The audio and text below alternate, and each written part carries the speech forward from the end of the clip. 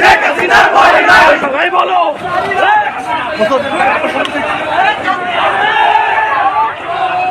সাবেক প্রধানমন্ত্রী শেখ হাসিনাকে দেশে ফিরিয়ে আনতে একটা মহল উঠে পড়ে লেগেছে। সাধারণ মানুষও চায় যে প্রধানমন্ত্রী শেখ হাসিনা দেশে ফিরে আসুক, তাকে ভারত থেকে দেশে ফিরিয়ে দিক, যাতে বর্তমান যে অন্তর্বর্তীকালীন সরকার সে যেন তার বিচারটা করতে পারে। সে পালালো কেন? তার যদি এতই সাহস থাকতো সে বাংলাদেশে থেকে বড় বড় কথা বলতো। দর্শক, শেখ হাসিনাকে দেশে ফিরিয়ে আনতে টুঙ্গিপাড়া আওয়ামী লীগের বিক্ষোভ। আমি যা দেখি এবং আমি যা জানি, টুঙ্গিপাড়ায় আগে ছিলই শুধু বিএনপি। তারা চাপে পড়ে আওয়ামী লীগের খাতায় নাম লিখিয়েছে এবং এই কয়েক বছর আওয়ামী লীগে থাকার পর যে স্বাদ তারা পেয়েছে এবং যেই টেস্ট তারা পেয়েছে বা চাটার গোষ্ঠী যাকে বলে, কয়েকটা টাকার লোভে তারা রামদা, সড়কি, তারপর ঝুপি, ভেলা, যত দেশীয় অস্ত্র আছে সব নিয়ে তারা কিন্তু গোপালগঞ্জ রোডটা ব্লক করে রেখেছে। দর্শক, আজকে যেহেতু শুক্রবার, আজকে আপনাদের জানিয়ে রাখি যে শেখ হাসিনাকে ফেরাতে টুঙ্গিপাড়ায় কঠিন বিক্ষোভ শুরু হয়েছে এবং তারা যতগুলো দেশীয় অস্ত্র আছে সব নিয়ে তারা নেমে এসেছে। দর্শক, এরা বোধহয় জানে না যে শেখ হাসিনা পালানোর আগে কি কি করে দিয়ে গেছে। সে পালানোর আগে ছাত্রদের গণকবর রেখে গেছে। যদিও একটা নিউজ বের হয়েছিল যে গণভবনে গণকবর দেওয়া হয়েছে, সেটা আসলেই তার ভিত্তি খুঁজে পাইনি, কিন্তু একটা গোরস্থানে দেখেছি এক সিরিয়ালে প্রায় 150 থেকে 200 কবরের সন্ধান। সেই কবর থেকে বাচ্চাদের লাশগুলো উঠানো হয়েছে।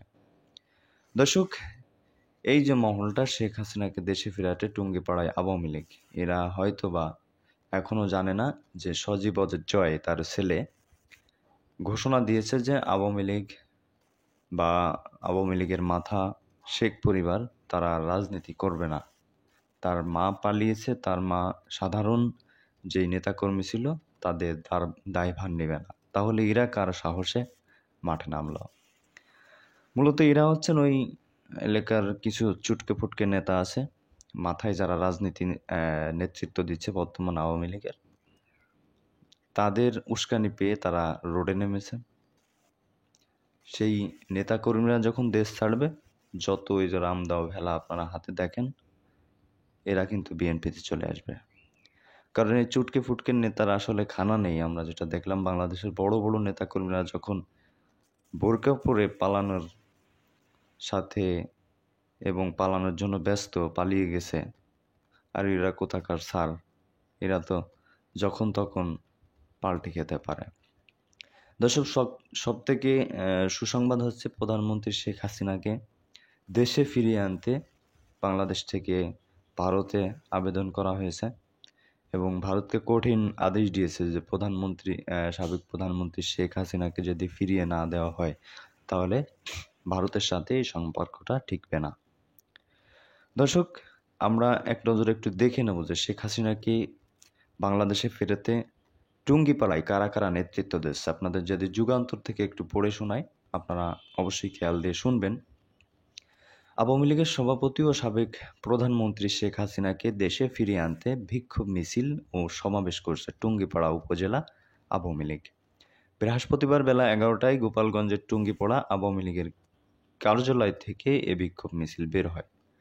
মিছিলটি পাটগাতি বাস স্ট্যান্ড ও বাজার হয়ে একই স্থানে ফিরে আসে। পুনরায় সেখান থেকে বঙ্গবন্ধুর সমাধিসৌধ কমপ্লেক্সে গিয়ে শেষ হয়। পরে বঙ্গবন্ধু সমাধিসৌধের বেদির সামনে দাঁড়িয়ে শপথ বাক্য পাঠ করেন টুঙ্গিপাড়া উপজেলা আওয়ামী লীগের সভাপতিবৃন্দরা। বিক্ষোভ সমাবেশে উপজেলার 5টি ইউনিয়ন থেকে অন্তত 5,000 কর্মী সমর্থক সংগ্রহ করেন সেখানে। বিক্ষোভকারীরা এ সময় শেখ হাসিনার ভয় নাই, রাজপথ ছাড়ি নাই, শেখ হাসিনার কিছু হলে জ্বলবে আগুন ঘরে ঘরে, 71-এর হাতিয়ার, গর্জে উঠুক আরেকবার সহ বিভিন্ন ধরনের স্লোগান দিতে দেখা যায়। তখন তাদের হাতে মরণঘাতী অস্ত্র ছিল। দর্শক, এর দ্বারাই বোঝা যায় যে তারা এত দিন মানুষের পরে অত্যাচার চালাইতে কত এই অস্ত্র ব্যবহার করেছে, আর সেইগুলোর আজ বহিঃপ্রকাশ হচ্ছে।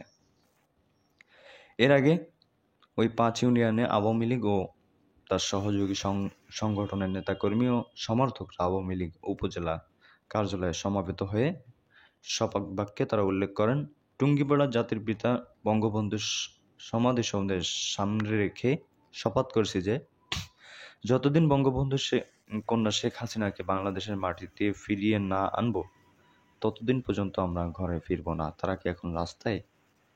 আমি আরও শপথ করতেছি যে তার উপর ঘটে যাওয়ার সকল অন্যায়ের প্রতিশোধ নেব। আজ থেকে আমাদের আন্দোলন শেখ হাসিনাকে ঘরে ফিরিয়ে আনা, দেশে ফিরিয়ে আনা। আমি শপথ বাক্য বঙ্গবন্ধুর সমাধি সৌধ ছুঁয়ে শপথ করতেছি যে এই শপথ মহান রব্বুল আলামিন কবুল করুন, নট আমিন। পরে নেতাকর্মীরা মাজার কমপ্লেক্স বেদির সামনে দাঁড়িয়ে ফাতিহা পাঠ এবং শেখ হাসিনার নিরাপত্তা, সুস্থতা ও দীর্ঘায়ু কামনা করে দোয়া মনোজাত করেন। দর্শক, এসব করে কোনো লাভ নেই। প্রধানমন্ত্রী শেখ হাসিনা যে অপকর্ম করে গেছে, তার যদি একটা খুনেরও সাজা হয় তাহলেও তার ফাঁসি হবে। কারণ সব খুনের হুকুম যে হাসিনাই দিয়েছে তা স্পষ্ট করে দিয়েছে সেই হুকুমের গোলাম পুলিশগুলো। সব পুলিশ অফিসার না, কিছু কিছু বিসিএস পুলিশ ছিল, যারা এখন পালাতক তারাই হচ্ছে মূল হোতা। তাদেরকে শেখ হাসিনা হুকুম দিয়েছে, তারাই কিন্তু এই কাজগুলো করেছে। আপনারা জানেন যে সাবেক প্রধানমন্ত্রী স্বৈরাচার শেখ হাসিনা, সে কিন্তু শেষ সময়েও ক্ষমতা কামড়ে রাখার জন্য সে কাজ করে গেছে। আমরা পরবর্তীতে যে সংবাদ পেয়েছি, সে পালানোর 3 থেকে 4 ঘন্টা আগে সমস্ত প্রধানদের নিয়ে, সেনাবাহিনী প্রধান, পুলিশ প্রধান, ডিবি প্রধান, র্যাব প্রধান, সবাইকে নিয়ে একটা মিটিং করেছিলেন এবং বলেছিল তোমরা কেন পারছো না সে বিষয়ে তাদেরকে প্রশ্ন করা হয়েছিল। পাশাপাশি তিনি যাওয়ার আগে পুলিশদের প্রশংসা করে গেছে যে পুলিশরা তো পারছে, সেনাবাহিনী কেন পারছে না জনগণটা কেল দিতে। তার মানে এখানে পুলিশ যে কত বড় চাটার গোষ্ঠী ছিল, পুলিশের এই বিসিএসরা, তা এখান থেকেই পরিষ্কার। তো যতই বিক্ষোভ মিছিল করো, শেখ হাসিনাকে দেশে আনো, আমরাও চাই, সাধারণ জনগণও চাই। তো এসে কোনো লাভ নেই। তিনি রাজনীতি আর করবেন না, বা আওয়ামী লীগের যে নিবন্ধন সেটা হয়তো বা কয়েকের ভিতর বাতিল করা হবে। কারণ এতগুলো লাশের পথ দিয়ে আওয়ামী লীগের নিবন্ধন টিকিয়ে থাকতে পারে না। এরকম ইতিহাস জামাত, বিএনপি, গণ অধিকার পরিষদ সহ যারা আছে, জাতীয় পার্টি, যত দল আছে তাদের এরকম ইতিহাস নেই। তো আরেকটা সংবাদ, প্রধানমন্ত্রীকে, মানে এই স্বৈরাচার প্রধানমন্ত্রীকে কোনো দেশে ঠাঁই দিচ্ছে না। তিনি যে ইসলাম বিরোধী ছিলেন সেটা তো মানুষ জানতো।